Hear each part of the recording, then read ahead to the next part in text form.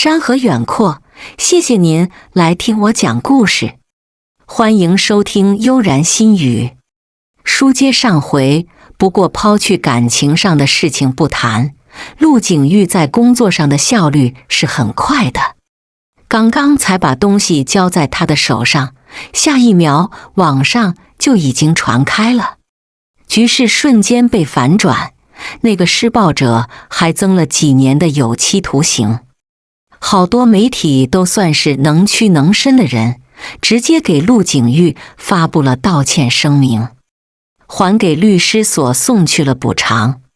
不过也不知道是不是陆景玉安排的人，动态下面出现了一条与众不同的评论，那就是提出了这件事情有人在背后操控的话，特别指明了可能就是针对陆家继承权的意思。或许是有点累，或许是看新闻看到困了。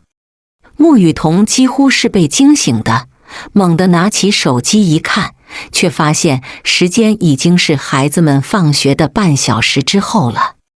他匆匆忙忙地整理好自己，然后拿着车钥匙开车，等到了学校门口时，门都已经关了。正当穆雨桐要打电话给幼儿园老师的时候，身后就传来了两个稚嫩的声音：“妈妈。”他回头一看，只见陆玉衡和穆玉成在马路对面的一个小区外面玩娱乐设施，身边还站着一个无比熟悉的身影，是陆景玉。穆雨桐小跑了过去，看着孩子们玩得还挺开心，就把陆景玉拉远了些，说：“你就是这么在医院养病的。”他出于好意好心的关心一下，陆景玉却答非所问：“你是在担心我吗？”穆雨桐什么也没说，牵着陆玉衡和穆玉成离开，上了车。陆玉衡看着在外面目送他们离开的陆景玉，问穆雨桐：“妈妈，你是生气了吗？”穆玉成这才收回看窗外的眼神，一错不错地盯着他看。穆雨桐摸了摸他们的头，收了收情绪：“没有，你们别多想。”见他不肯继续往下说，陆玉衡和穆玉成也没继续往下问，两个人小孩子用眼神交流了一会，才看向他：“妈妈，你肯定是生气了，平时的妈妈都不会不跟我们说话的，是因为陆景玉吗？”听见小孩子叫陆景玉的大名，联合着稚嫩的语气和一张人畜无害的脸，怎么都觉得有点好笑。穆雨桐问他们，如果是玉衡和玉成会怎么做？在这种事情上，穆玉成马上就张口抢答，那就不给他糖吃，1个月不准吃糖。陆玉衡到底成熟一点，想事情的方面都不一样，那我们就不用他来陪我和弟弟玩了。不知怎么的，陆玉衡这句话让穆雨桐听得有些心酸。他明明很喜欢陆景玉来陪着玩，但是却为了自己说出了这种话。穆雨桐告诉他：“玉衡，你还小，让自己开心才是最重要的，知道吗？”妈妈真的没有生气，只是在想一些事情，想不明白。陆玉衡似懂非懂，靠在床边看外面的风景，不再说话。其实就陆玉衡的性格而言，是真的很像陆景玉，很独立，也很听话。说出来的话大部分都是违心的，主要是先考虑别人的感受。不过看到新闻上很多向陆景玉道歉的消息，穆雨桐看了也莫名的觉得松了口气。至少像陆景玉这样的律师，就不应该因为家族的斗争毁掉了他最合适的事业。他完全是为了成为律师而生。不过穆雨桐刚准备调台，却见到自己也上了头条新闻。上面的词条是：穆家大小姐未婚先孕，利用资本上位随意开采员工。附带着的是陆玉衡和穆玉成的照片，还有辞职证明。穆雨桐握紧拳头，其实他原本是想就这么放过他的，但是白图那个人实在是太不识好歹了。难怪这3年都没有见过穆家大小姐露过面，原来是已经生了孩子。生孩子倒是挺正常的，但是仗势欺人就不太好了吧？是啊是啊，仗着有钱什么都敢做，那现在这种时代谁还能找到工作？一个不顺眼就要被开。我劝你们少说点，穆家的势力可不是盖的，而且穆大小姐和陆律师以前关系很好的，如果这件事闹大，他请陆律师出来，你们全要坐牢。难道就我一个人觉得这照片上的2个孩子长得和陆律师很像吗？简直就像是一个模子里刻出来的。这件事不负众望的闹大了，特别是最后一条，直接就舞到了陆老爷子面前，几乎是一夜之间，所有有关他俩这件事的词条全部消失，以及白图连夜发了道歉声明，同时还注销了账号。穆雨桐和他的2个儿子自然也被陆老爷子请回了陆家老宅。2个孩子是真的有点眼力劲，也很会认人，几乎是看到陆老爷子的第一眼就冲上去一个劲的喊太爷爷，也不知道是出于礼貌的喊太爷爷，还是冲着血亲关系的喊太爷爷。但陆老爷子别提多高兴了，一下感觉头上的白头发都少了不少。陆玉衡和穆玉成的样子，陆老爷子也越看越像。等到玩够了，陆老爷子才问他：彤彤，他们是不是你和景玉的孩子？事情都到整个份上，穆雨桐想撒谎也撒不了。现在这个时代，随便一个亲子鉴定，几天就能出结果。是。得到这个答案，陆老爷子几乎笑得合不拢嘴。2个孩子的名字呢？穆雨桐给陆老爷子倒了杯水，说：那个高一点的叫陆玉衡，另一个叫穆玉成。闻言，陆老爷子先是有点惊讶，而后喃喃自语着：一个姓陆，一个姓穆，挺好，挺好。陆景玉忙完工作赶回来的时候，陆老爷子脸色就沉了下来，手里拿着拐杖，指了指他问：你知道这件事吗？尽管知道说实话会被骂，但他还是点了点头。陆老爷子手上的拐杖都差点飞了出去。你这个臭小子，明明知道这件事还瞒着不告诉我，怎么害怕我这个老头子跟你抢孩子不成？陆景玉沉默着，不知道该怎么解释。紧接着，陆老爷子又继续开口说：雨桐，你什么时候和这小子去民政局把结婚证去领了？穆雨桐、陆景玉见他俩一个人都不开口说话，陆老爷子之间拿出黄历找好日子，我看就下个月吧。穆雨桐立马开口阻止说：爷爷，我现在还不想考虑这件事，而且就这么定了有点草率吧。陆老爷子根本就不听，只摆手回绝：哪算草率？之前明明都已经定好了婚期，谁知道出了这档子事？你俩就算是今天去民政局都不算草率了。就当陆老爷子就要敲定这件事之前，陆景玉开口说道：爷爷，这件事还是晚点再定吧，现在雨桐可能毕竟是终身大事，还是需要伯母一起来商量的。说曹操道。程念华刚踏进来就听到了这句话，马上回答说：其实只要雨桐愿意，我这个做母亲的也不会拒绝。最后的难题还是移到了他自己的身上。穆雨桐只是觉得如果说不，会让陆老爷子失望。可惜现在的他，就算对陆景玉还旧情未了，却也提不起劲再去和3年前那样去追逐了。他看着不远处在那玩玩具车、吃着小零食的陆玉衡和穆玉成，其实只要孩子高兴，他们也可以经常来。至于结婚，对不起爷爷，我还需要再想想。陆景玉沉默不语，但好像对这个结果也不是很惊讶，只是看着他，眼睛有点发红。陆老爷子见自己的孙子到现在还跟哑巴一样，不知道多说一句好话，怎么说都有点恨铁不成钢的意思。但是看在那2个孩子聪明伶俐的份上，陆老爷子也答应了。那好，至于结婚的日子，你们2个人好好商量商量，最好是能商量个时间出来，毕竟孩子也希望有一个完整的家庭。说完这句话之后，陆老爷子就去陪孩子们了。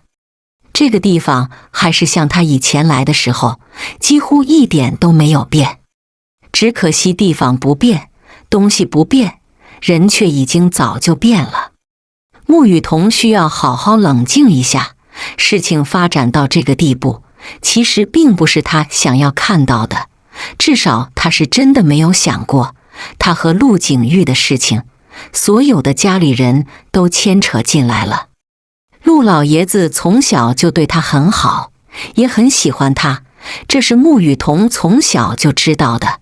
成为他儿媳妇，似乎是陆老爷子最久远的一个愿望了。但是到现在连孩子都有了，还没有结婚，陆老爷子几乎是能看出来的不太高兴。只是看在孩子的面上和他的面子上，所以才没有计较什么。他问陆景玉：“你是怎么想的？对于这件事？”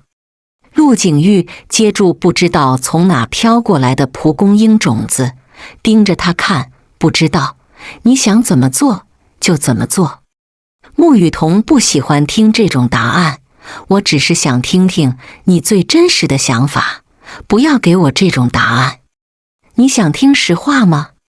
闻言，穆雨桐抬头看，正巧就对上了陆景玉的眼神，那眼神中带着一丝眷恋和温柔，里面像是出来了一根无形的线牵着他走。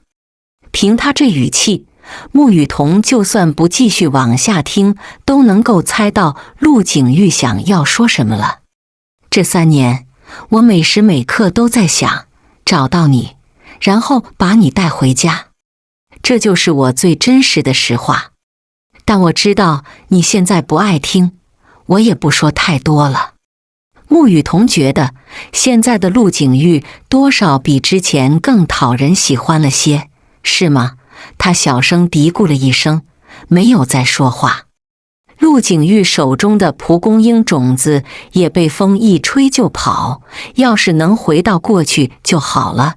到了晚饭时间，陆玉衡和穆玉成还真是一点也不怕生，已经和陆家老宅的管家都打成了一片。穆雨桐和陆景玉静静地坐在那吃饭，可他总忍不住想，如果真的等到了陆老爷子强逼着让他们结婚的那天，该怎么办？他希望没有这一天，但是孩子长大了，总该不能被一些人说闲话。陆家和穆家的名声可不能因为他们2个迟迟不肯结婚而被人四处疯传。吃饭的时候，陆老爷子又提起了这件事，大概是说2个人还是要住在一起，虽然可以暂时不结婚，但是要他们2个都想清楚。其实结了婚是对2个人都很好的一个选择，对孩子也好，对2家也都好。穆雨桐没说话，陆景玉说了几句，都被陆老爷子对了回去。气氛逐渐变得压抑了起来。晚餐时间结束之后，孩子们早早地在陆家老宅睡下了。只有穆雨桐在这陌生又熟悉的环境下，怎么也睡不着。夜里的风有些凉，吹进来时只觉阵阵冷意。穆雨桐望着月亮，在想这件事情要什么时候才能够结束，又忍不住想会以什么样的方式结束，也忍不住想，如果当初没有叶希的那一场委托，他是不是已经和陆景玉在一起了？睡不着吗？身后传来陆景玉压低后的嗓音。穆雨桐点头认床。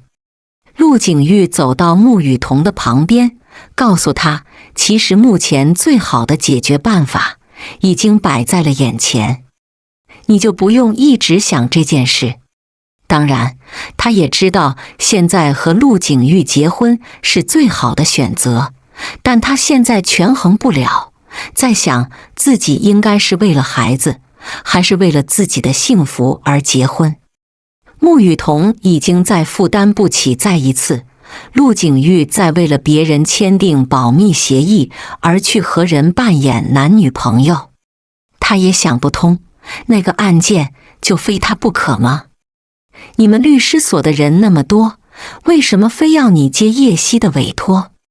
陆景玉一愣，然后开口解释，叶希那次的委托是因为她有点精神疾病，在见到我的第一眼就把我认成了她的男朋友，所以也只有我能够继续陪着她演下去，我也没有别的法子了。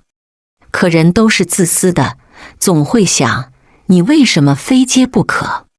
只要不去接这个任务，只要不和叶希演这出戏，至少说他们两个也不会是这样。陆景玉给不出这个问题的答案，因为他觉得如果出于公事，肯定会说这是他身为律师的责任。但是于私，他没有任何的理由。最后他也只是说，我那天喝醉了去找你，本来就是想要告诉你，让你再等等我，可是等这一切都解决完，你已经走了。我从始至终都很清醒，我知道那个人是你。穆雨桐回想起当时，也的确，毕竟是他订的酒店，也是陆景玉突然很准确地找到了他所在的房间号。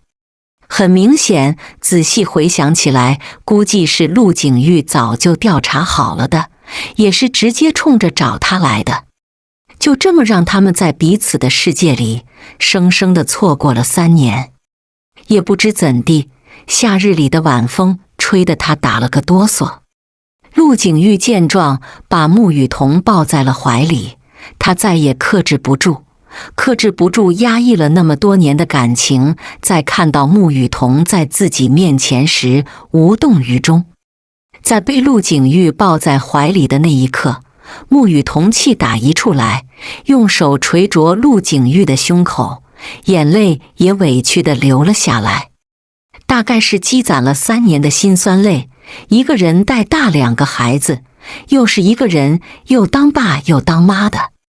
现在陆玉衡和穆玉成看起来还算听话，但更小的时候折腾起来也完全不讲道理。有时候严重的，穆雨桐一天到晚的睡觉时间只有1-2个小时，精神都快要崩溃。陆景玉没有闪躲，轻声说着，打吧，如果这样能让你消气的话。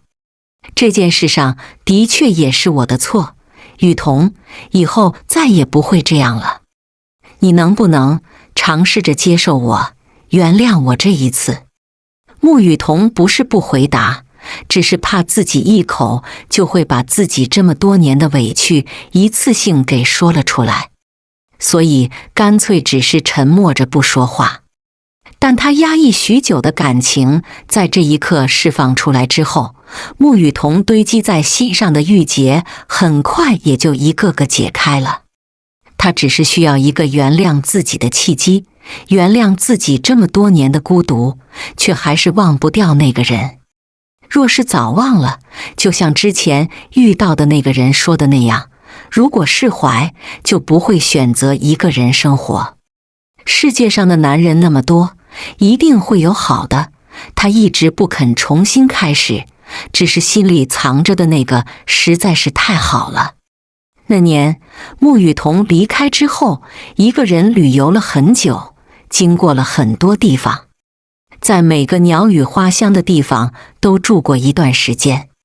其中发现自己怀孕了之后，在外地也待了很久。等肚子渐渐大了起来，身体也逐渐地跟他闹，一天基本上有一半的时间都觉得胸闷气短，晚上时不时被肚子里的孩子给闹醒。他并没有把这件事告诉母亲程念华，如果说了，他肯定会要求自己回家待着，好好养胎。但穆雨桐还没有做好直接回去面对故地故人的准备。在专心养胎的一座小民宅里，穆雨桐遇到了一个人，沈博义。他刚好是山区里来义务教书的英语老师。在一次他在外钓鱼的时候，恰好他回家时路过了这里，两个人因为一条鱼认识。穆雨桐钓到一条鱼会把鱼放进鱼篓子里，但鱼篓子都是竹子做的，他水又倒得多，一下子里面的鱼一蹦，直接就从里面跳了出来。鱼跳出来了，倒没有什么很大的问题，问题是鱼跳出来之后，直接把鱼篓子给跳翻了，里面的水直接全倒在了沈博义的腿上，鞋子全湿了，裤子也湿了一大片。穆雨桐忙放下钓鱼竿，匆忙抓住那条滑溜的鱼放进鱼篓，对不起对不起，我不是故意的。在看到鱼的杰作之后，他皱着眉，不知道该说点什么。要不你先去我家，我帮你吹干吧，或者我赔你钱也行。沈博义万般纠结之下，还是答应了他的提议。等到了民宿之后，看到他的地方，还是忍不住看向他，这是你自己布置的吗？也不知道怎么的，穆雨桐怀孕了之后，就总觉得花香很好闻，特意去采购了一些花种子种着，现在花都已经开花了，民宿都快变成了一整个花圃。是啊，我比较喜欢花。穆雨桐邀请他进去坐，里面的空间比较大，东西也摆放整齐。他拿来一双从来都没有穿过的拖鞋给沈博义，那个，你把这个鞋子换上吧，现在太阳正大着，我去晒干。他看了一眼，马上把鞋子脱了下来，自己拿着东西摆在了外面，我自己来吧。对了，我叫沈博义，你呢？穆雨桐点了点头，我叫穆雨桐。他有些为难地看了一眼沈博义的裤子，想了想，拿着自己的吹风机，不过我这里应该没有你合适的裤子，要不我帮你吹干。沈博义听后往下看了看，耳尖突然冒出一点红，要不我还是自己来吧，其实不用太麻烦你。两个人认识的时候有多窘迫，熟悉的就有多快。穆雨桐总是在这片池塘钓鱼，而沈博义也经常在这条小路回家，久而久之就认识了。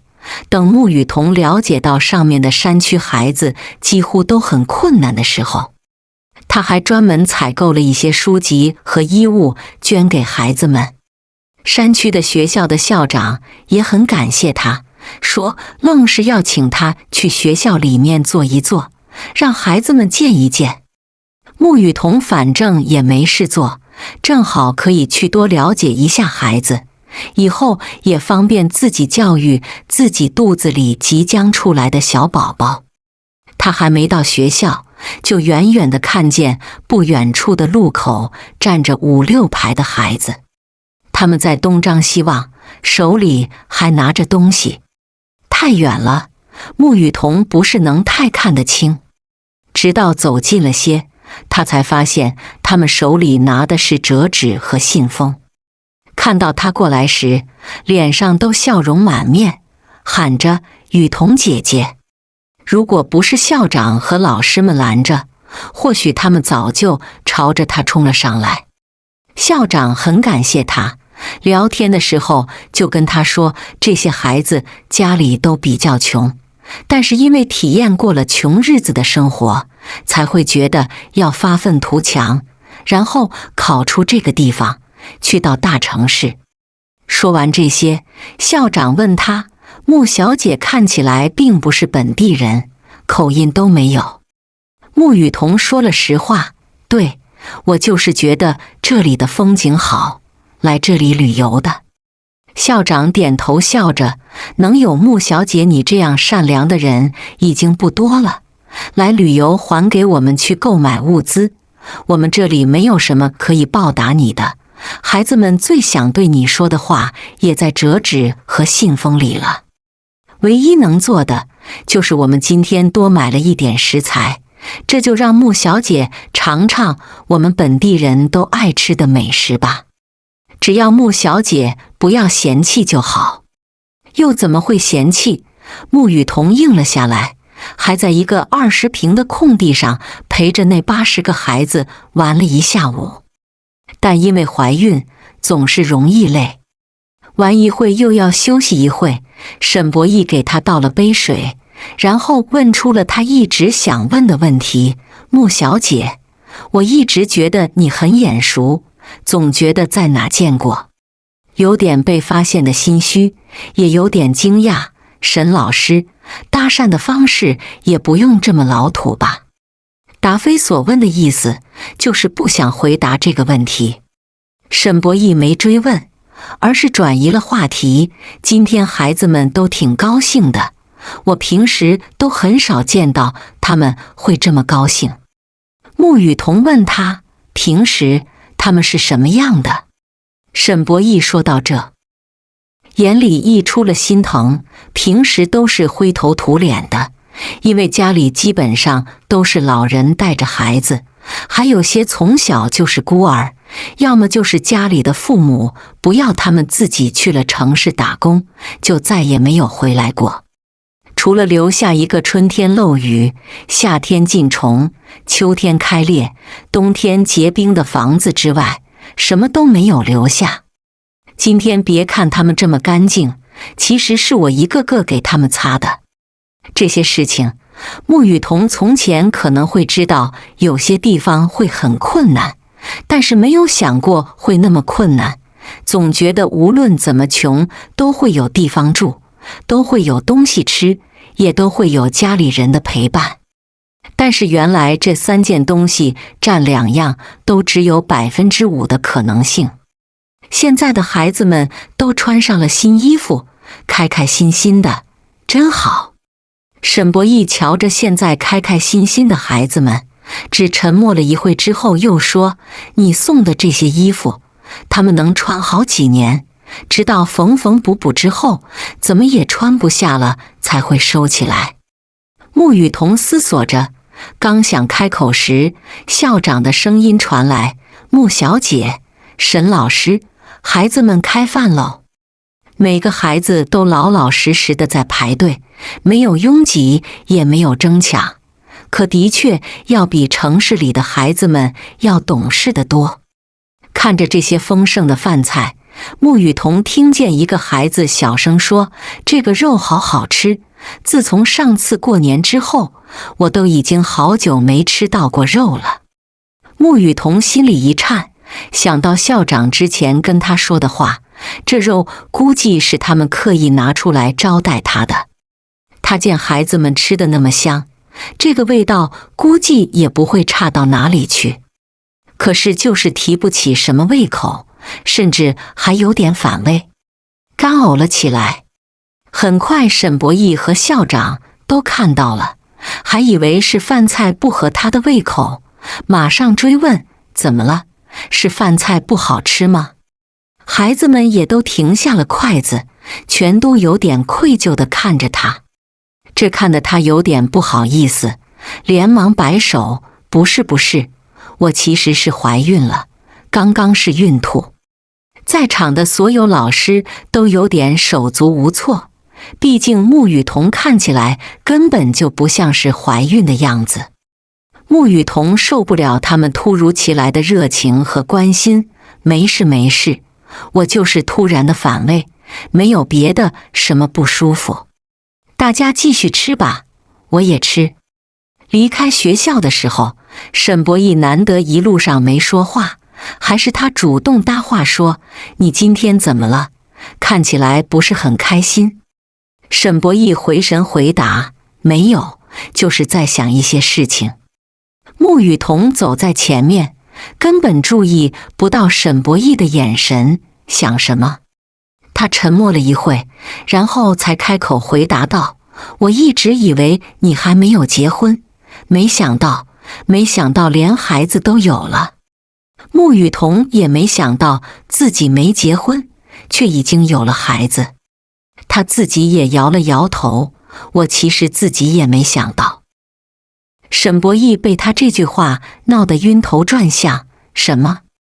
不过自己未婚先孕这种事情，他也不能说出去，所以只说了一句：“前夫跟人跑了，我也没有办法，就只能怪我自己留不住他。”他犹豫了一会才接话：“那是他的眼光不行。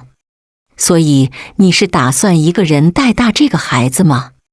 穆雨桐似乎听出了沈博义话里的不对劲。是啊，这毕竟是前夫的孩子，如果再重新找一个，岂不是他要说他自己是接盘侠？既然这样，我还不如就一个人带大孩子，也总比要被他说的要强吧。沈博义突然就握紧了他的手，下一秒穆雨桐就险些猜到那块滑石头摔倒。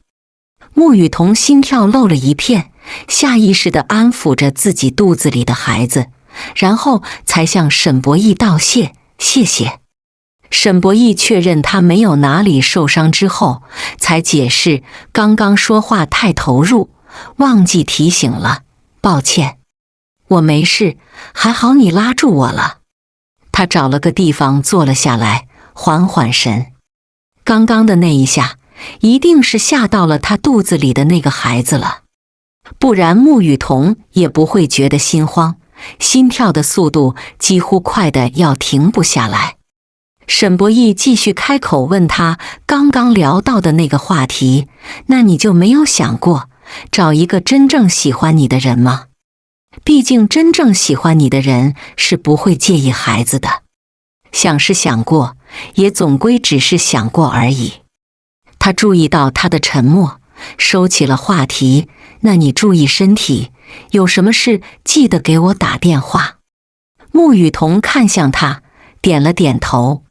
回到家时，因为中午在学校吃的实在太多，到了晚上也不是很饿。他给自己煮了粥，正当他要去碗盛粥的时候，程念华打来了电话：“彤彤，我给你买了点东西，待会应该就送到了，你要记得签收。”穆雨桐皱了皱眉，其实他也没有什么需要的东西。妈，这次我就收了，下次我可不收了，我这边真的什么都不缺。程念华答应了下来，紧接着又说：“彤彤，你一个人在外面记得好好照顾自己，别让妈担心。”“好，我都这么大人了，会好好照顾自己的。”他挂断电话，给自己盛了碗粥，吃完在外面看了会落日，拿到东西的时候，太阳刚好下山。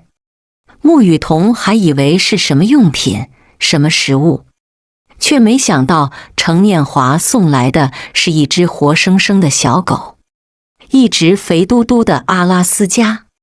一见到这个，穆雨桐就知道肯定是自己多心了，他母亲根本就不担心他吃得好不好，要不然也不会送一只吃饭能吃一大盆的阿拉斯加来陪着他。别说现在看起来很小一只的，等到后面这一只能长得比它还要大。但是送都已经送来了，就没有什么要还回去的道理。他摸了摸狗头，就叫你夕阳怎么样？夕阳朝着他笑，尾巴使劲地在摇。不过好在之前还买了鸡胸肉在冰箱，要不然都不知道要给这毛孩子吃点什么。等到显怀的时候，穆雨桐就准备搬离这个民宿了。要走之前，他还专门给学校准备了离别礼物。这个消息送到沈博义耳边的时候，他都已经在回城市的路上。在途中，穆雨桐接到了沈博义的电话，他的声音压抑着，似是有什么隐晦的情绪藏在里面。雨桐，你怎么离开也不跟我道别？车窗外的阳光有些刺眼，他回答，我这个人不是太喜欢分别，不说再见，或许我们下次还能见面。即使这个机会可能为零，但穆雨桐也不想给任何人希望，留下一个美好的祝愿也是好的。只是没想到，缘分真的能这样巧。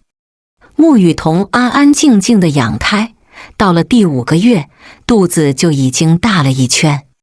在体检的路上，恰好遇见了一场车祸，而那个被撞的车辆，开车的人就是沈博义。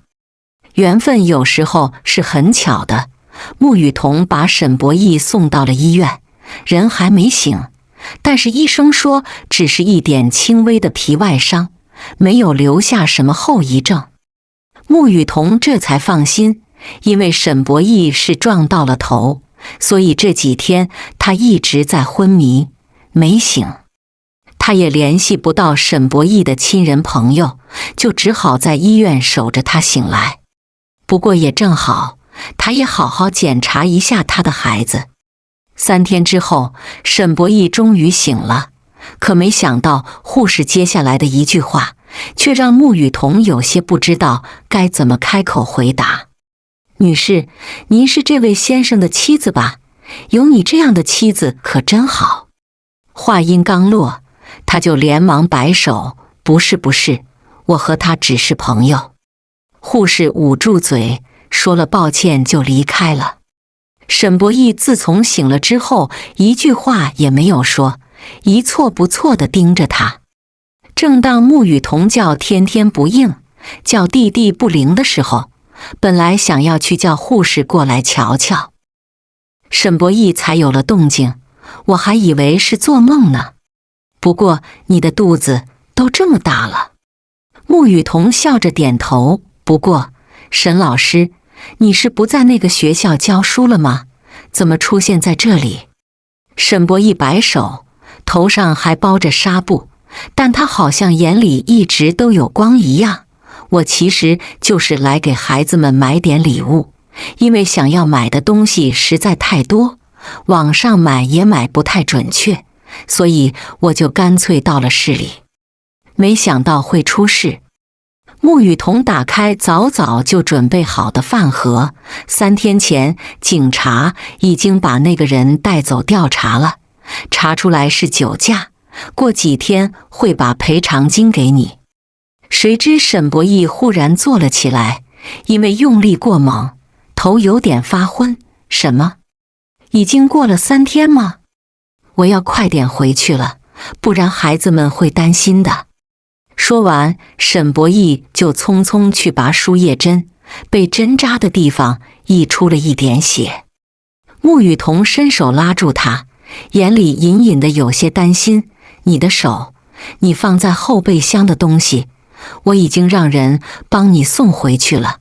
至于为什么你没有回去，我跟孩子们说，我们恰好碰见，请你在市里多玩了几天。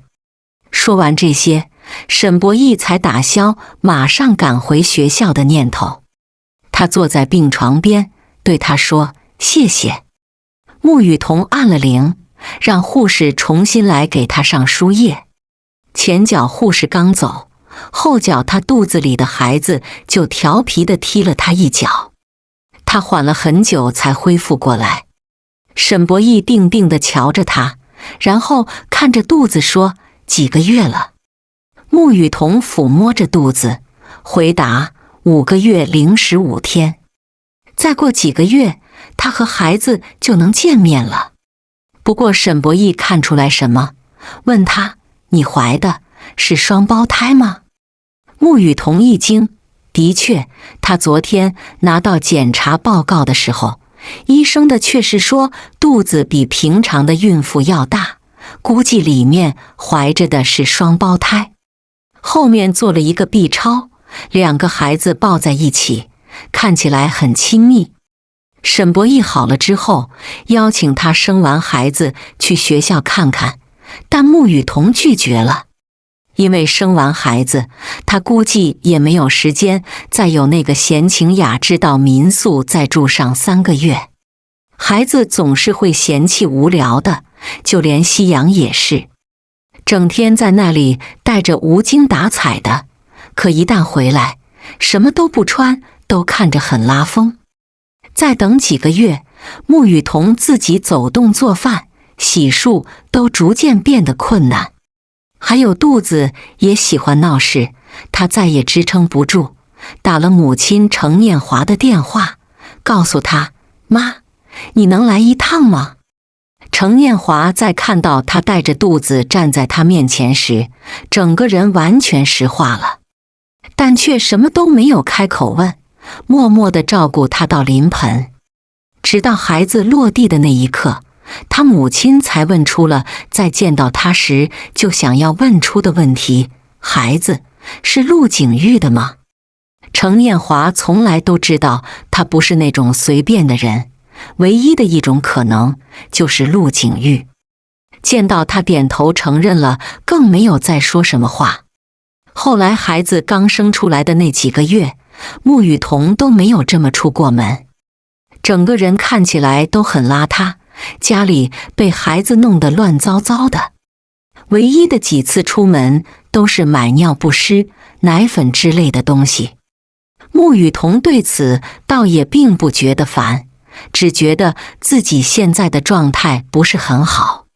孩子虽然还小，但长相已经显露出来了几分陆景玉的影子，尤其是眉眼之间，比起他来更像陆景玉。在一次超市购物途中，穆雨桐恰好撞见了陆景玉身边以前早就退休的佣人。穆小姐，许久不见，您和陆少爷现在都已经结婚生子了吗？穆雨桐抱着孩子，看到他也在购买孩子要用的一些生活用品，一时间都不知道该怎么开口回答。他没接话，只是把话题转移到了他的身上。您也是给孩子准备生活用品吗？孩子多大了？穆雨桐将孩子给程念华抱着，伸手拿过商品柜上面摆着的尿不湿，检查了一下生产日期和一些时间过会，拿着放进购物车。后来孩子慢慢长大，到了2、3岁学会了走路之后，2个小孩子总有用不完的精力，穆雨桐只能带着孩子每天下完班，准备完晚饭之后，就带着他俩下楼去散步。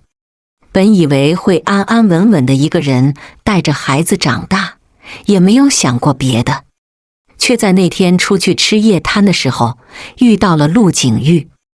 穆雨桐的思绪从回忆中拉回，耳边回想起陆景玉重新开始的话：原谅真的重要吗？其实现在对穆雨桐来说，最重要的是把孩子照顾好。只要孩子好了，他自己怎么样真的是后者，甚至可以说无所谓。接盘侠他是不会再找了，但是旧情复燃，穆雨桐还要考虑。晚风吹来，他捋了捋耳边被吹乱的碎发，看着他，时间不早了，早点休息吧。陆景玉没有动作。穆雨桐皱眉：怎么？你？陆景玉眼里闪过挣扎。穆雨桐疑惑地望向他，心里忽然涌出一种不太好的预感。今天晚上我能留下来吗？至少让我和孩子们待一晚，因为你这次回来，可能也是最后一次。穆雨桐愣住，随即脸色冷下来，毫不犹豫地拒绝道：别了，陆景玉，我们还是应该保持距离。他他怕自己一次心软，就会有下次的心软。陆景玉吃到甜头，也会一而再再而三地使用这样的伎俩，所以他不能同意。陆景玉眸光暗淡，雨桐，你真的能这么狠心吗？我很累。穆雨桐不知该如何跟他解释。陆景玉深吸口气，强迫自己平静下来，缓声说：好，那你去休息吧，我先走了。说完，陆景玉转身离去，背影略显狼狈。穆雨桐站在原地看了一会儿，终于还是收回视线，往卧室走去。床上2个孩子的睡姿各领千秋，睡相很差。一个从床头睡到了床尾，弟弟穆玉成直接欠揍地把脚放在了哥哥陆玉衡的身上。第二天醒来的时候，穆雨桐是被2个孩子给吵醒的。紧接着，陆景玉的声音从门外传来：雨桐，早餐准备好了。他应了声，随即让2个孩子先出去。陆玉衡和穆玉成在见到陆景玉的一瞬间，就朝着他要抱抱。穆雨桐好不容易整理好了情绪，去餐厅时却见到了一个本不应该出现在这里的人，是叶希。这算得上是家宴吧？为什么还有外人？叶希见他在这，同样愣了愣。穆雨桐，你今天怎么会带着别人的孩子回来？叶希匆匆忙忙端着水果盘从厨房走出来的时候，看到穆雨桐和他的孩子，愣住了。半晌，他忽然反应过来似的，快步跑到了穆雨桐的身边，伸出手指指着他牵着的孩子问道：这就是景玉哥哥的孩子。穆雨桐没有说话，在叶希的眼里就是默认。更何况陆家这么多人。叶希这才把视线移到陆景玉身上，我就说平时根本不和我联系的景玉哥哥，怎么可能让我来吃个早饭？原来是另有目的。他拍了拍陆景玉的肩膀，早说让我来解释，其实都不用这么客气，还请我来吃饭的。陆景玉站在那，什么也没说。穆雨桐其实什么都明白，但是为什么陆景玉非要把事情摆在明面上来讲才死心呢？穆雨桐饮下眼中的无奈，轻笑着对叶希伸出手招，他出来聊，既然要说清楚，我们就出来聊吧，我想知道更多的事情细节。闻言，叶希回眸看了陆景玉一眼，陆景玉仍是一声不吭，眼中似乎多了一丝失望，但他勾起笑意，朝穆雨桐点头：好，保证知无不言，言无不尽。2个人走到别墅外面的一座长椅上，久久无言。直到叶希打开了话题，说：其实我那个时候真的以为你已经和别人结婚了，还生下了孩子。其实我那天想要和你说的就是这件事。我和景玉哥哥其实真的没什么，自从那件事过去了以后，我俩就没怎么见过，甚至没有保持联系。之前的事的确是我的错，不过现在我已经好了。真的，雨桐姐姐，我看得出来，景玉哥哥很爱你。说完，叶希又低着头道歉，语气里带着几分羞涩。穆雨桐沉默半晌，终于轻起红唇，他现在对任何事都很难再提起像年轻时的兴趣，连爱也是。爱累了，怎么也爱不动了。叶希却像看出了他心中所想一般。其实雨桐姐姐，景玉哥哥这些年一直在找你。虽然我们很少联系，但是这3年他一直出现在大众视野中，一整天都被媒体采访，然后接活。你比我聪明，应该知道景玉哥哥这是在用工作来麻痹自己，至少这样他不会一整天都在想你。不像我的那个男朋友，一整天除了玩就是玩。不过我们还小，还没有到谈婚论嫁的地步，或许我只是陪他长大的那一个而已。可我也不后悔，因为至少我爱过，也轰轰烈烈过。雨桐姐姐，你现在肯定也是这么想的，我也是这么想的。可你和我不一样，我没有牵挂的东西，而你和景玉哥哥有2个孩子，而且明明雨桐姐姐你也放不下，不是吗？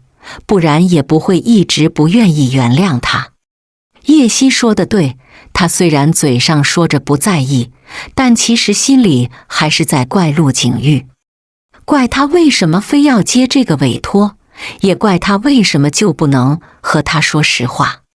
即使签了保密协议，就算把真相告诉了他，穆雨桐也保证不会把这件事情告诉别人，好歹这样就不会出现在这样的情况。可穆雨桐又知道，这是他的职业素养。可我就是跨不过自己心里这道坎，该怎么办呢？叶希怔了怔，张了张口，却也不知道该说些什么。我可以为了孩子接受陆景玉，但是也可以因为孩子不接受他，毕竟他在我最需要的时候不在我身边陪着我，想来他自己也知道。不过他一直认为我不相信他，所以才会把你喊过来。穆雨桐说完后，叶希微微一笑，最了解景玉哥哥的人也就是雨桐姐姐你了。突然发现我说的这些都是多余的话，其实我知道的，你也一定都知道吧。他回头看，发现陆景玉一直远远地站在那看着他们。走吧，不说了，早餐要凉了。饭后，穆雨桐带着孩子上了车，临走前，他和陆景玉说，你不用再跟我解释什么，这些我其实都知道，我现在只是觉得爱并没有那么重要了，因为它现在不是我生命中需要去追逐的一部分。你明白吗？他这样说，应该把事情说得很清楚了吧？陆景玉颔首，目送着穆雨桐离开后，目光仍旧望着他离开的方向，不肯收回。没关系，他不肯爱了，他还会继续的，直到他肯回头看一眼为止。因为他知道，他这一辈子都不会爱上任何人了。小时候，他总是一个人，自从他母亲死后，家里除了佣人之外，就只有爷爷。可是爷爷身体也不好，是因为他父亲去世后落下的心疾。偶尔会有叔叔伯伯带着他们的孩子过来，但是每个人几乎都是叫他扫把星，说是他克死了自己的父母。现在就连唯一的爷爷都要被病痛折磨。陆景玉想要解释，不是他做的，可是后面想想，好像的确是因为他的出生，才造成了现在这样。此后的他就变得更加沉默寡言，就算是爷爷来见他，都很少说话，甚至还保持着距离。等到慢慢长大了，读初中了，陆景玉直接选择了住校。他觉得离得远了，就不会再伤害到最亲近的人。直到穆雨桐的出现，他好像就像一道光出现在了他的面前，在黑夜，在白天，都是最耀眼的存在。从前听到的那些难听的话和那些无边的孤寂，全都被他的笑容覆盖。陆景玉以为自己不会再想起那些不好的回忆，也不会再觉得自己生来背负着罪孽。直到那天母亲送的平安符不见了，他发了脾气，穆雨桐站在那，被吓到愣住了。他的表情很害怕，陆景玉以为今晚之后，或许穆雨桐也会离开，会离开他这样全是装出来的斯文和温柔。实际上破开表层，内心里藏着的就是肮脏冷漠的真实。可是也就是在那个寒冷、风雨交加的晚上，陆景玉想要去找回母亲留给他的唯一的东西时，却发现穆雨桐早早的就在那里了。虽然整个身上都脏脏的，还散发着臭味，但手里的平安符和他同时在发着光，好像有一种特殊的地心引力。他抱了他，胸口那处藏着的心在此刻叫嚣着说，我就属于他了，我这辈子就只爱他了。而叶希这件事，陆景玉其实在接受之前就在考虑这件事会不会伤害到穆雨桐。他的回答是肯定的，他拒绝过。可是叶希像是把他当作了什么人，一直跟着他，甚至还用自残的方式威胁他。一条人命本来没什么，陆景玉本来也不相信叶希这个花季少女会真的为了一个陌生人而自杀。可那晚叶希就躺进了医院。叶希的母亲找到他，也得知他是陆家的继承人。他拿出了从前他母亲给他的一件信物，说是叶希的母亲当年凑成了这门亲事，他母亲许诺过欠他一个人情。而他现在拿出这个信物，意思是让陆景玉来还他母亲欠过的人情。也没有别的办法了，陆景玉最终答应了他的请求，同时还签订了保密协议。他知道穆雨桐等了他那么多年，所以他想尽快解决这件事，然后和他结婚，娶她。所以暗中和爷爷商量，让爷爷和穆雨桐的母亲谈好结婚的日子。因为事情就要结束了，可终于结束了，他却不见了。没关系，他会找到天荒地老，他也找他12年。不过上天好像是眷顾他的，让他3年就找到了他。而现在他最要做的就是等待，就是补偿。陆景玉回到别墅里，向陆老爷子嘱咐了一些事情之后，才离开老宅。他要马上回去把今天的工作做完，因为之前了解到穆雨桐要工作，又要带孩子，所以陆景玉自从在找到穆雨桐之后，就一直把自己的工作挤压到上午。上午尽快把工作完成，再去接孩子，陪着孩子玩会，等到他下班的时候再离开。陆景玉专门收购了穆雨桐所在的公司，但是并没有让经理对穆雨桐特别照顾。只是职场上难免会遇上一些算计什么的，他没有那么多的心眼，总不会留意。当他收到经理的电话，说一个叫白图的女人做的那些事，当场就急了白图的职，连同之前的奖金也一并扣除，甚至还收集了证据，直接把白图告进了法庭。这件事还是他亲自上场负责的。还有一些以穆雨桐母亲的名义送过去的一些东西。陆景玉想，就算一辈子都这样也挺好，但是只要一想到自己和他之间有误会没有解开，就总会觉得心里膈应。见到他也忍不住向他靠近，那个积压在胸口处的郁结最后越来越大，到最后还是没忍住和穆雨桐说明了这件事的原委。可他好像并不是很相信，那也是他自己活该，陆景玉这么想。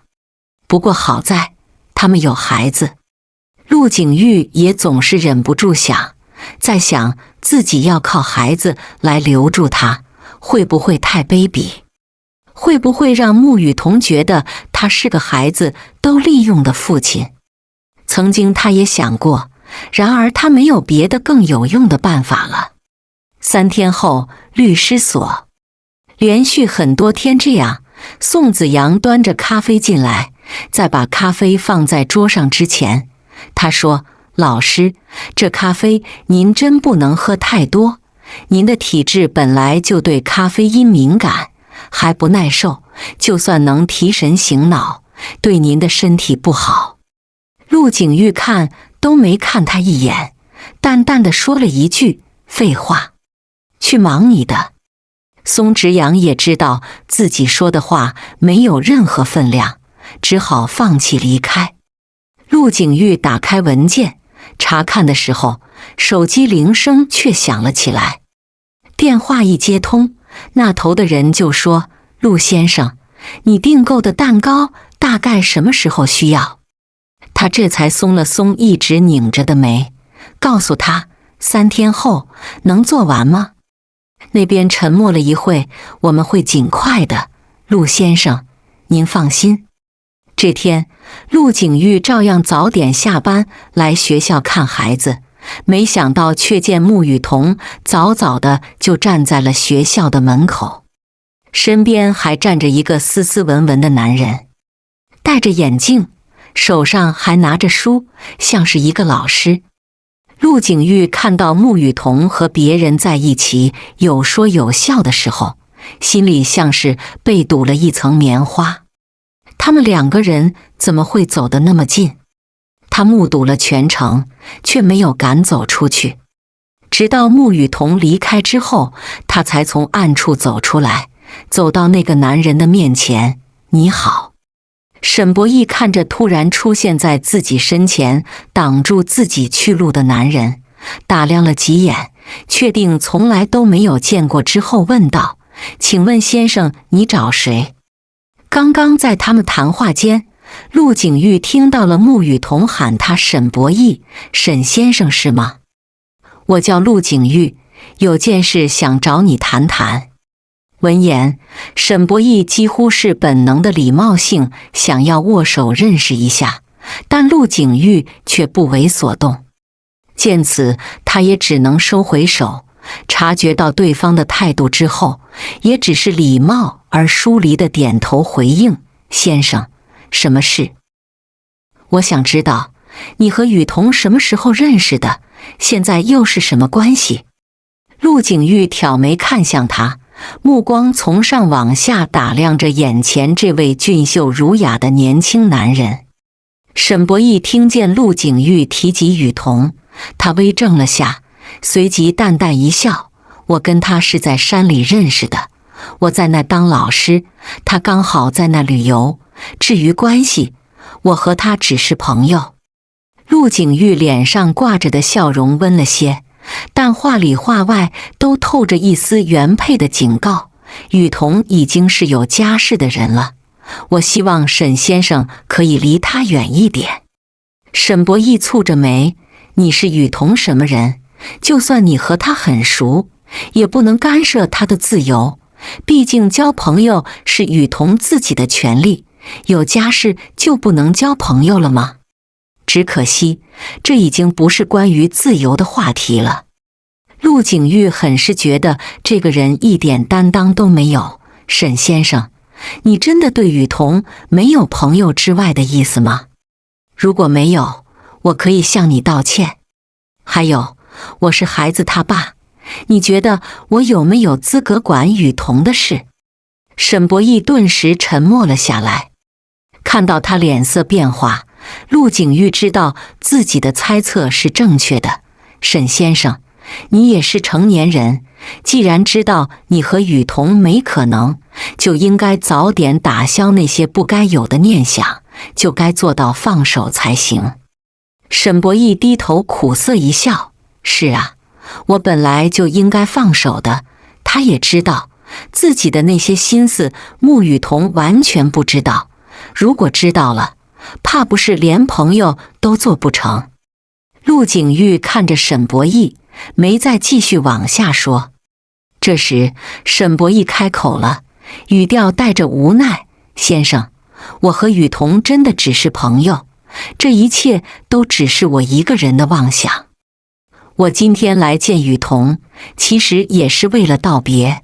我后天的飞机要去四川的山区当老师。我的工作漂浮不定，如果我也能和先生您一样有成就，或许我也会和先生争一争的。说完后，他便转身快步朝外面走去。陆景玉站在原地，本来想说其实这些根本不重要，但一想到是自己的情敌，他又把这句话给吞了回去。公寓，陆玉衡而后穆玉成今天看到陆景玉没来接他们，一直吵着要给他打电话。穆雨桐实在是犟不过一点，只能把手机给他们。电话接通的速度很快，穆雨桐也就在旁边听着，什么也没说。等到他们快说完的时候，穆玉成把手机交到了他的手上，说：“妈妈，他有话要跟你说。”也不知道是谁教的，他刚把手机拿在手里，穆玉成就牵着陆玉衡的手说：“哥哥，妈妈要说悄悄话了，我们两个去房间里面玩吧。”好。穆雨桐无奈地摇头：“喂，怎么了？”“我看到了。”陆景玉迫切的声音传来：“雨桐，那个叫沈博义的人喜欢你。”陆景玉。穆雨桐愣住，不敢置信地惊呼出声：“你说什么呢？我和沈博义只是朋友。”陆景玉沉默了一会，可是他看你的眼神，我再清楚不过，你别不信我，他亲口承认自己喜欢你的。听到这句话，穆雨桐彻底懵了，他和沈博义连知心朋友都算不上，怎么可能会有男女感情？陆景玉，我不明白你在说什么，你是不是误会什么了？穆雨桐耐着性子解释道：“我只是把沈博义当作好朋友罢了，我和他之间什么关系也没有。”陆景玉闻言沉默半晌，随即又说：“我知道，我只是看到你和他有说有笑，心里不舒服。那我以后离沈博义远点就行了吧？”穆雨桐有些无奈，反正今天沈博义说他要去外地教书了，见面的次数只会更加的少，这样总可以了吧？陆景玉迟疑片刻，终于答应，但仍然有些担忧地叮嘱道：“记得离他远点，我怕他对你图谋不轨。”穆雨桐哭笑不得：“陆景玉，你一天天的脑子里都在想些什么？”他秒答：“想你。”他直接挂断了电话。天天如此，陆景玉每天打过去的电话，没过几分钟就会被挂断。但没听送进去的东西，穆雨桐还是收了。直到某天，穆雨桐好像发现了这些东西不是母亲程念华寄过去的，东西直接被原封不动地寄了回来。陆景玉刚好有一个委托，看到堆了满院子的东西，他只觉得头更疼了。他本想说这些东西都是给孩子的一片心意，可电话打过去，穆雨桐怎么也没有接听。等到了法院庭审这天，陆景玉作为原告的律师坐在那，神色凝重，眉心紧蹙。而坐在上面的法官手指轻轻敲击着桌子，目光锐利地盯着面前的两位当事人，对今天这场庭审非常看重。请问双方有没有其他证据？法官陈白亮问道，声音洪亮，威严无比。陆景玉点了点头，有。接着他拿出一个 U 盘递给陈白亮，这是我收集到的关于林清浅和沈安阳婚内出轨的证据，还有2个人各自的登记证明，足以证明他们夫妻2人已经结过婚了，而且早在几年前就已经同居。还有林清浅的身世背景。陆景玉话还没说完，突然被打断。够了！林清浅猛地站起来，气势汹汹地大吼：“眼睛死死地瞪着陆景玉：“你少在这里血口喷人！你哪里找来的这些东西？我根本不认识什么沈安阳。”陆景玉冷冷地瞥了林清浅一眼，并未理会他，继续将自己知道的都说了出来。我从一开始就怀疑沈安阳不是林清浅的丈夫，所以我查了很多资料才确定下来。至于沈安阳的身份嘛，陆景玉故意顿住了，吊着胃口，等待着林清浅上钩。如果我猜的没错，他应该也是某高层领导家儿子吧。只可惜他父亲在5年前车祸去世，而他母亲则改嫁了。现在的身上的钱满足不了你的生活支出，所以你现在想要把该拿到的东西拿走，拍拍屁股走人。然后你把他杀了之后，还想告沈安阳强奸。听完陆景玉的分析，林清浅的脸色瞬间变了。他没想到陆景玉居然连沈安阳的底细都调查清楚了，这下怎么办？要是让沈安阳知道真相，自己岂不是够了？林清浅再次打断了陆景玉的话：“你别胡说八道，我和沈安阳根本就不认识，我们是今天才遇上的。他就是个强奸犯，一看到我就冲了过来。我是好人才，不是什么杀人凶手，我是正当防卫。”也不知道是谁坐在台下，那人冷笑一声，讽刺的语气几乎快刺破林清浅的耳膜：“好人，我看他是禽兽不如才差不多。林清浅，你敢拍着胸脯保证你和沈安阳之间真的是第一次见面吗？”陆景玉不慌不忙问他：“那你和你丈夫真的很相爱吗？”林清浅的脑中飞快转动，他深呼吸，努力维持镇静，随即微微一笑道：“我跟我老公从小青梅竹马，他一直都把我捧在掌心里呵护。我承认，我跟我老公感情的确挺好的。”他的回答虽然算是合理，但是却漏洞百出。如果她真的爱自己的老公，又怎么会和别的男人鬼混呢？陆景玉不屑地勾起唇角：“哦，既然你和你老公感情那么好，那么你们的婚礼为什么不办？两个人彼此的爱，对方还分居，互相的生日都记不清。还有，你们为什么会同时失踪？你对他做了什么？”陆景玉步步紧逼，让林清浅哑口无言。林清浅咬牙切齿地瞪着陆景玉，恨不得扑上去撕碎陆景玉那张嘴巴。该死！该死！陆景玉怎么知道这么多秘密？坐在陆景玉旁边的宋子阳不给林清浅思考的机会，接着说道：“林清浅，你跟我坦白交代，还能从轻处罚。只可惜，犯罪者永远不知道自己是在犯罪，总觉得一切都还没有明确的证据，法律不会拿他怎么样。其实都错了，没有谁能逃离法律的制裁。”直到下了庭审之后，林清浅还是不愿意就这么松口。陆景玉叹了口气，人性在他面前是真的完全不堪一击。而他刚出法庭，就见马路对面站着2个人，是陆玉衡和穆玉成。他俩都来了，那穆雨桐呢？陆景玉环顾四周，找着穆雨桐的身影。在看到穆雨桐在旁边的小摊子购买烤香肠时，整个人都愣了一下。他来接他了，和以前一样。穆雨桐是已经彻彻底底的原谅他了吗？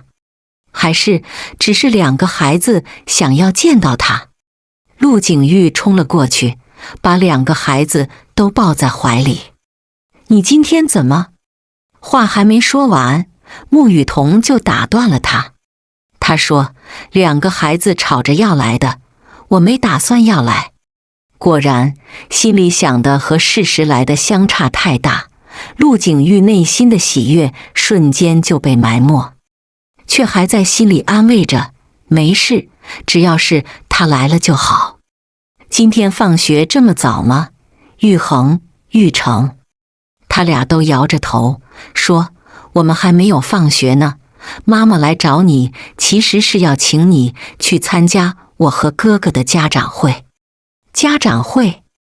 陆景玉肉笑皮不笑的：你要喊我去吗？穆雨桐把目光放在他的身上：我不找你，难道还要去找沈博义吗？陆景玉一听就慌了：当然不行，我才是玉衡和玉成的爸爸，家长会肯定只能我陪你去。穆雨桐看了眼手机，时间快到了开会时间了，走吧，去学校。幼儿园家长会上，陆景玉坐在讲台前面看着孩子，心里却紧张得不要命。他这辈子都没参加过什么班级性质的家长会。一个业界律师在家长会上出糗，他自己都能够想象到有多人会笑他了。家长会顺利结束，接下来是亲子游戏时间。说是亲子游戏，实际上就俩孩子玩得最开心。陆景玉一直跟在孩子身后保护着，以免在游戏中摔倒或者磕磕碰碰。没想到的是，后面跟着他一起的穆雨桐这个大孩子居然被一个小孩子给撞倒了。陆景玉本来很担心，看到他身上没有任何伤口的时候，才忍了忍没和他讲道理。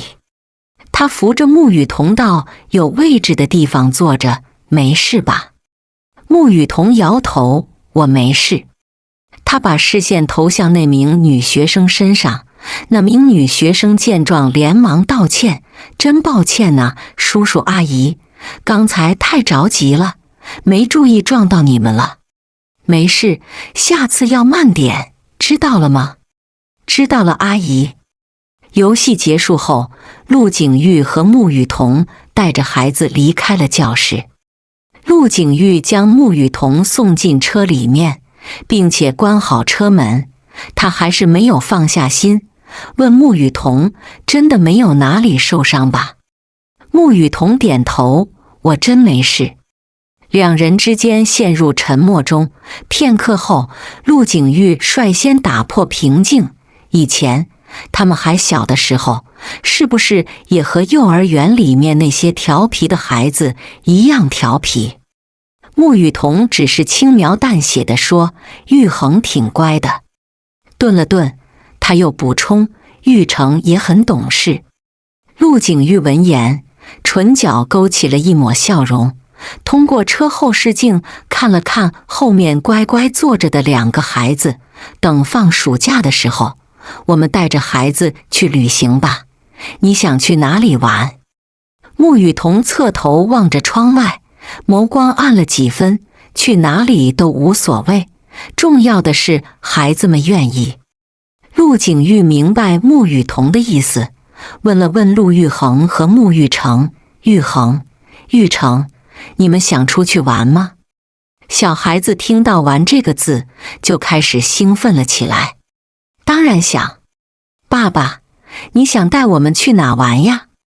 离暑假很近了，幼儿园放假的时间很长。陆景玉没回答，仍然只是问他们：你们想去哪就去哪。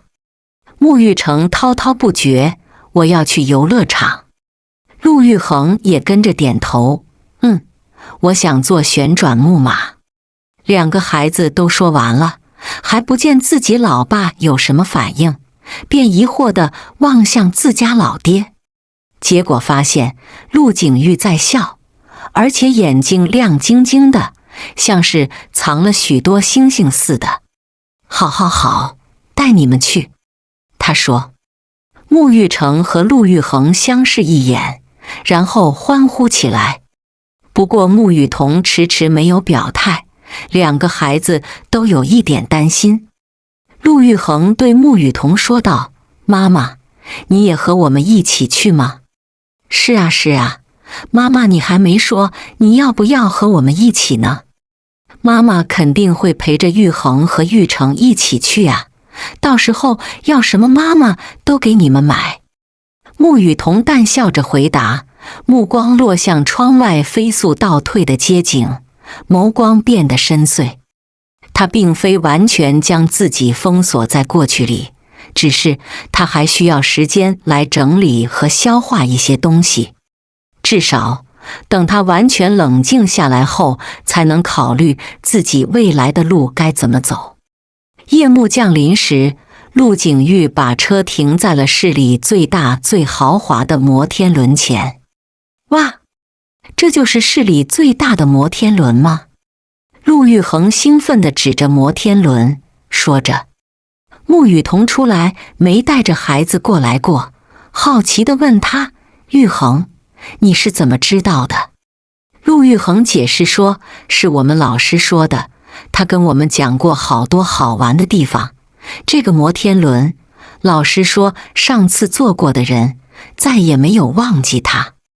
陆景玉把车停好，带着他们到了购票处。穆雨桐不知道在想什么，站在那看了很久，低声呢喃了一句：挺漂亮的。是啊，真漂亮。陆玉衡和穆玉成齐声赞叹。看着他们这么高兴，陆景玉嘴角勾勒出温润的微笑，心中充满了欣慰。虽然儿子长大了，但是在他眼中却依旧是当初那个爱哭闹撒娇的小胖墩儿，是那个自己没有给予陪伴的孩子。而现在他一定会好好的宠爱他们，也一定会尝试着弥补他们没有爸爸陪在身边的童年。摩天轮上，两个孩子都趴着窗，双手托腮，看着外面的霓虹灯和车辆，神情惊艳。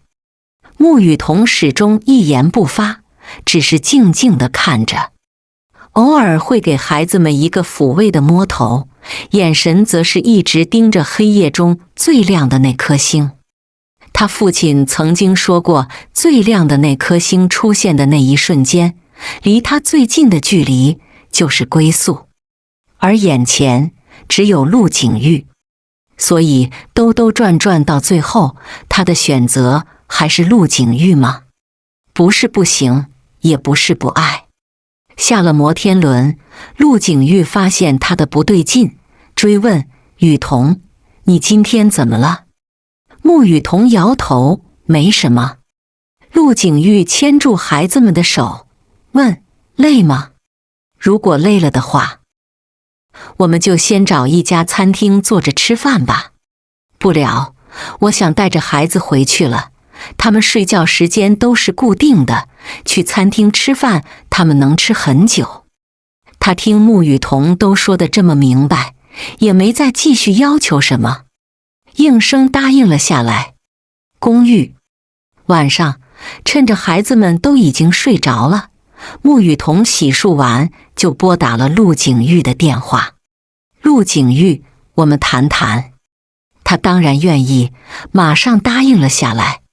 好，雨桐想说点什么？他站在月下，我爸曾经说过，有时候不要太纠结过去，重要的现在。如果现在的现状是最好的，那就不要过于要求太高。我和孩子，至少孩子现在的生活是最好的。穆雨桐突然不敢说自己其实也很轻松，也很幸福。为了孩子，我觉得我们也应该要放下过去了。他这么说，你能接受吗？陆景玉等这句话已经等了太久，他能够理解他的纠结点，也知道他最不能过去的是什么。但是对于陆景玉而言，现在的情况并没有改变，他依旧还是会爱着他。可以说，只要看见他，所有的烦恼都会烟消云散。他只要让自己再努力些，就总能得到结果。当然，这样的事情是无论多久之后，也不会被打破的。就算没有孩子，你希望我怎么做呢？他低声反问。我做什么都可以。我知道是我的错，我可以弥补。听见他的回复，穆雨桐微怔，眼神里闪烁出几分怔愣。我想，我可以试试，毕竟孩子需要你。至于弥补，我其实不怎么需要，只要以后我们都开开心心就好了。穆雨桐的语气平缓，带着几分冷静和轻快，嘴角也终于勾起一抹笑。夜色渐浓，窗外的风雨却丝毫未停歇。黑压压的乌云遮住了月光，让整个城市陷入了黑暗。陆景玉坐在客厅里，眉头紧锁，眼睛盯着墙上的时钟。得到穆雨桐的答复后，他几乎兴奋得睡不着。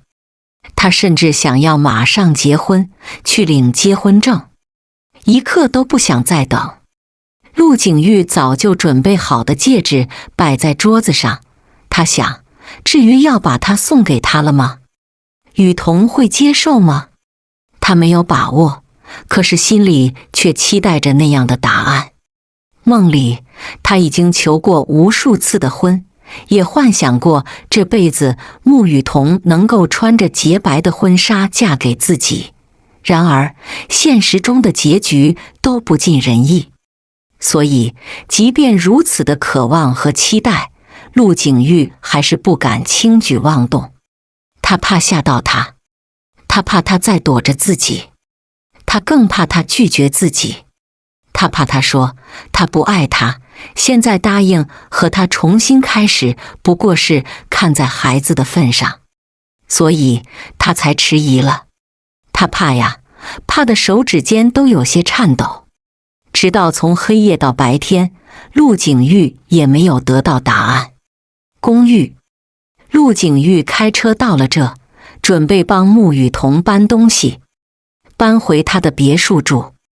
但是在楼底下看见一辆熟悉的宾利车时，他停顿了脚步，目光微凝。他来做什么？心里涌上不安与恐惧，让他立刻冲了进去。在陆景玉看到客厅里叶希在陪着孩子们玩闹的时候，他目光一沉，你怎么会过来？陆景玉站在门口冷声质问着。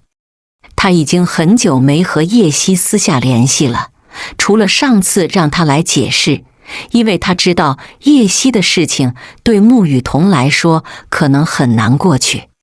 他现在好不容易等到他松口，万一又出现什么变故，景玉哥哥。叶希突然湿了眼睛，看着他，脸上全是泪水。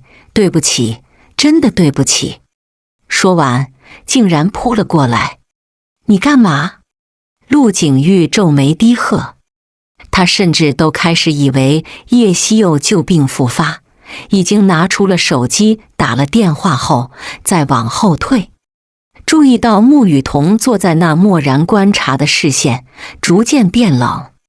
叶希还在这撒泼，陆景玉只好伸手将他拉起来，可谁料叶希紧握着他的衣服，哭喊道：求求你原谅我吧，我跟他只是在演戏，我真的好爱好爱你呀。陆景玉闻言，脸色骤变，难以置信地望着他。你说什么？我说我爱的人始终都是你，那个男人我根本就不认识的呀。叶希解释着，泪流满面。如果不是那个男人找到了我，强迫我签订了保密协议，我现在还是你的妻子呢，我们才应该是最合适的一对，不是吗？不对，这些话怎么越听越觉得耳熟，总觉得好像在哪听过。直到看到穆雨桐坐在那似乎是在憋笑的声音，叶希也开始不对劲了起来。陆景玉才意识到，好像他刚刚说的那个人就是自己，签保密协议的人是他，然后求穆雨桐原谅的人是他。好啊，叶希，你现在知道干这种事了。最佳影后，我要不要给你颁个奖项？”他几乎咬牙切齿。叶希听出来了，马上站了起来，躲在了穆雨桐的后面。陆景玉说：“雨桐，你也是，怎么陪着他在这胡闹？”穆雨桐耸了耸肩：“我哪里？我明明什么都没有干，我就坐在这看戏也不行吗？”“不行，玉衡、玉成，你妈妈和这个老阿姨欺负我怎么办？一个多大的人了，还跟孩子撒娇。”叶希躲在穆雨桐的后面，小声吐槽着。陆景玉就不服气了，指着叶希说：“你一个多大的人了，还敢做不敢当，一直躲在雨桐的后面，算什么好汉？”他摇头耸肩：“不好意思，我不是什么好汉，我是姑娘。”穆雨桐哭笑不得，只是起身叫陆景玉：“别玩了，好好收拾好东西，我们该走了。”陆景玉应了一声，说：“好。”穆雨桐点点头：“嗯。”东西陆景玉差人都搬走了。陆景玉看着叶希：“你来这里做什么？一天天的找雨桐，你知不知道自己在雨桐面前其实是很碍眼的？”结果穆雨桐和叶希几乎是同时开口。叶希：“没有啊，我觉得我现在特别招小孩子喜欢。”穆雨桐：“其实玉衡和玉成都挺喜欢叶希这个姐姐的。”见到现在这样的情况，陆景玉才明白，原来现在自己反倒成了这群人中的一个外人，多少有点伤心。“好吧，你们更像是在合起伙来欺负我。”叶希一脸震惊，原来陆大律师也会说这种话，我还以为你总是那么清心寡欲，不近人情呢。穆雨桐摇头，他如果真的清心寡欲，这两个孩子就不会出生了。回到背别墅的时候，家里的佣人见到穆雨桐都喊着：“陆夫人。”两个孩子在大别墅里玩得可开心。就这么平平静静地过了几天，陆景玉和穆雨桐带着孩子到了学校期末总结。等到这件事结束了，陆景玉早就准备好了机票，到各地去旅游。穆雨桐和老师坐在办公室聊着天，看着陆景玉带着陆玉衡和穆玉成在学校操场玩。其实作为陆玉衡和穆玉成的爸爸，陆景玉是比较合格的，只不过他这个人有时候太冷了些，总会给人一种拒人于千里之外的感觉，所以很多人都怕他。当然，除了他，从小到大，他对他总是特殊的。或许是因为那一次雨夜的平安符，也或许是因为他给他的印象深刻，也是以为这一点，他才早早对他情有独钟。“妈妈！”耳畔传来稚嫩的声音。穆雨桐转头望去，便看见两张可爱至极的容颜。“你们怎么过来了？”穆玉成穿着蓝色的短袖，白皙的皮肤在阳光的照射下显得更加透亮，而站在他身旁的陆玉衡则穿着深蓝色的衬衫和牛仔裤。兄弟俩长相几乎完全一致，如果硬要区分出谁更帅气一点，恐怕也就只能说谁长得像陆景玉多一点。因为爸爸说让我们来找妈妈呀。穆玉成眨了眨眼睛，回答道：“妈妈，今天是周末呢，明后天我跟哥哥想要吃蛋糕。”穆玉成一脸期待地看向穆雨桐，生怕妈妈说一句不行。自打小时候那年妈妈离开家中后，一直就在外面住着旅游。每逢周末或者重要节日，妈妈都必定要带他们出门吃好吃的。虽然妈妈没有告诉他们爸爸在哪里，但是穆玉成却知道，爸爸肯定回来找他们的。现在至于找到了，他们就是爸爸和妈妈2个人的小宝贝了。穆雨桐摸了摸儿子的脑袋，轻笑一声：“放心吧，你们的蛋糕妈妈包了。”穆玉成闻言兴奋极了，高举起手掌，朝着穆雨桐挥舞道：“耶，妈妈万岁！”哈哈，看着儿子的样子，穆雨桐忍俊不禁地笑出声音来。他将穆玉成抱在腿上，亲昵地蹭了蹭，随即转头望向坐在另外一旁的陆玉衡：“玉衡，你也要加油哦！等会儿去学校之前，记得跟老师请假呀。还有作业什么的，也要提前交给班主任，别让班主任以为我们偷懒了。”陆玉衡听着，认真点头：“妈妈，我知道了，乖孩子。”穆雨桐满意地拍拍陆玉衡的头，目光柔情似水地望着他，这才缓缓收回视线，低头与怀里儿子对视。母子俩四目相对，穆玉成伸出胖乎乎的双手搂住穆雨桐脖颈，奶声奶气地问道：“妈妈，我们什么时候和爸爸一起出去旅游呀？”“很快了，等会儿回家之后，过几天就收拾东西出发了。”穆雨桐捏了捏儿子白嫩的脸颊。穆玉成嘟嘴抗议：“妈妈，我已经长大了。”扑哧，听见这话，穆雨桐忍俊不禁，他笑眯眯地盯着儿子：“好，玉衡和玉成都已经是大人了。”3年后，海边，穆雨桐伏在栏杆上，海浪拍打着海岸，一身洁白长裙被海风吹起。陆景玉端着一盆水果出来，他瞬间呆住了，目光凝着他的背影，眼睛里有一种难以掩饰的痴迷，就连手上拿着的果盘都显得不那么重要了。“你看够没？”穆雨桐突然转过头来问他。陆景玉立刻收回视线：“那个，我刚刚切了点水果。”答非所问，连说话都磕磕绊绊的。健壮的穆雨桐似笑非笑地睨了他一眼。陆景玉顿时心虚的厉害。这个苹果挺甜的，他把果盘递给穆雨桐：“吃吗？”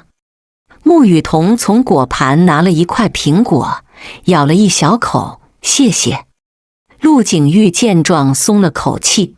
“对了，我昨天好像看到你去见叶希了。”穆雨桐忽然抬头看向他：“你俩昨天晚上偷偷的在说些什么呢？”陆景玉微微一愣，随即露出慌张之色：“没聊什么。”“真的没有聊什么吗？”穆雨桐压根不信，眯着眼，眼睛一眨不眨地盯着他说：“我昨天一直在那看着，看叶希和你聊得很开心的样子，聊了大概至少有个半把分钟吧。”“是吗？我怎么不知道？”陆景玉茫然：“可我确实什么都没有说呀，不想说那就算了，毕竟这是你俩的秘密，我不知道没关系的。”穆雨桐轻轻叹息了一声，低下头，情绪比这深沉的海域还要忧郁。陆景玉知道现在不说是不行了，至少和穆雨桐说了实话，其实就是我和他讲了一点你以前追我做的事。他说他好像遇到真爱了，让我教教他怎么追男孩子，想问问男孩子喜欢什么，想要什么，和一些兴趣爱好的话题。叶希又找到真爱了。穆雨桐这才没再追究下去，只是靠在陆景玉的身上躺着。其实我看叶希还太小了，对感情什么的可能就是临时起意。他好像并不是这么认为，我爱上你也是很小的时候，我是临时起意，但我想要的是此情绵长。这几个月以来，陆景玉越来越会说情话了，像是把那些年没说过的一起补上，来势凶猛，穆雨桐还有些抵抗不住。他的脸滚烫的，就是不知道是被太阳晒的，还是被陆景玉撩的。可穆雨桐也很贪心，继续。陆景玉一怔，什么？继续你的甜言蜜语。阳光飘飘洒洒落在他们身上，海风潮汐拍打在海岸上的声音清脆动听。陆景玉心中泛起一阵涟漪，忍不住伸手抱紧了他。我只希望你能永远陪伴在我身边，不离不弃。还有呢？他低哑着嗓子问，还想再听些什么？我想说的话其实能说一整天。穆雨桐将脑袋靠在他肩膀上，闭上双眸，深吸了口气。就这样吧，甜言蜜语挺多了也不好。陆景玉亲吻了一下他的额头，我一直都会在你身边。穆雨桐点了点头，脸颊贴在他胸前蹭了蹭。两个人静默地相拥了片刻，最后还是陆景玉先打破沉寂。饿不饿？我去准备午饭。穆雨桐摇摇头，不饿。你不吃东西怎么行？陆景玉皱眉，那我做点小点心怎么样？这段时间，陆景玉在律师所的工作都基本上被宋子阳这个徒弟接管。他总算是看出来陆景玉为什么要教徒弟了，原来就是为了让徒弟干活，然后自好偷懒。当工作狂不再是工作狂，就是有懒人癌了。不用了。穆雨桐拉住他的胳膊，等下还要去学校接玉衡和玉成呢，我想早点出门。陆景玉迟疑，但是真的不饿，要不我们就在路上买点东西垫垫肚子吧。穆雨桐笑盈盈地看着他，然后等晚上的时候我再多吃点。陆景玉终于无奈地妥协，那好，待会我给你买什么，你就要吃什么。虽然这个条件听起来好像有坑，但穆雨桐应了下来，换了件衣服上车去市里接孩子。叮铃铃，考试结束，请所有考生放下手中的纸笔，有序离开考场，谢谢配合。铃声一响，所有学生都蜂拥离开教室，拿上自己的书包和东西离开了学校。天气炎热，一出教室脸上就被闷出了一层层薄汗。他朝着一辆 SUV 跑了过去，手里还在校门口买了一根冰激凌，见车里坐着的弟弟垂涎欲滴，故意装模作样的递到他嘴边，你哥我就勉为其难的给你吃一口，怎么样？弟弟听后怎么也不乐意，喂到嘴边的冰激凌也不上口咬，谁稀罕你的冰激凌了？我待会就让我爸帮我买。弟弟馋得流口水，哥哥笑得合不拢嘴。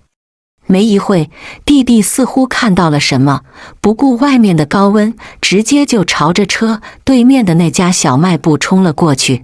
爸，我也要吃冰激凌。陆景玉抬眼看向车里，只见陆玉衡手里的冰激凌吃的只剩下一半。你哥不给你吃？我不要他给的，爸你去帮我买一个。没看出来，穆玉成还是一个很要面子的主。